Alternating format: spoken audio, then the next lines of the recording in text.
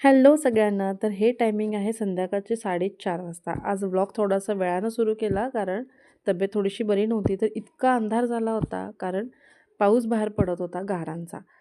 तर गडगडतही खूप होतं, विजाही खूप होत होत्या. अशा बारीक-बारीक गारा पडत होत्या आणि अनन्याला हा गारांचा पाऊस खूप आवडतो. पण तिला तो बघता आला नाही कारण ती बाहेर गेली होती. बाहेर गेली होती याच्यासाठी आम्ही वर्षभराचे गहू आणि ज्वारी एकत्र घेऊन ठेवतो, तर ते आणायला ती गेली होती. मम्मींसोबत आणि मिस्टरांसोबत. तर त्या दोघांची चाललेली मस्ती. तर आल्या-आल्या अनन्या अंगणात गारा शोधत होती, पण तोपर्यंत पाऊस पूर्णपणे थांबलेला होता आणि तिला गारा बघायला खायच्या होत्या. त्यामुळे ती सगळीकडे शोधत होती आणि ती रडायला लागली, की मला गारांचा पाऊस बघायचा होता.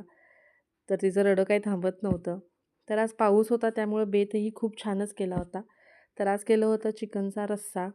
एकच केलं होतं, सुक्कं वेगळं केलं नव्हतं. आणि चिकनचा अळणी भात केला होता.